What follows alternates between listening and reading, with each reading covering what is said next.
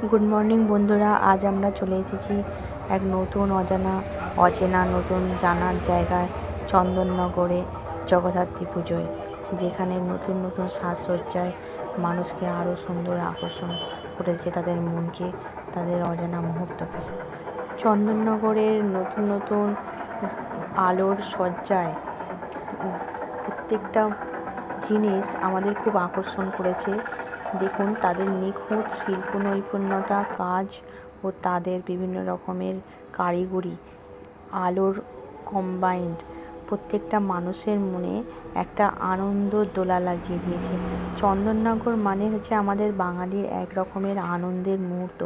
জগদ্ধাত্রী পুজোর আলোর ছটা, যে জগদ্ধাত্রী মাকে দেখে আমাদের মন ভরে যায়, যে মা আমাদের মনের মধ্যে এঁকে আছে, তাদের সুন্দর নিপুণতা শোলার কাজ আমাদের মনকে নাড়া দিয়েছে।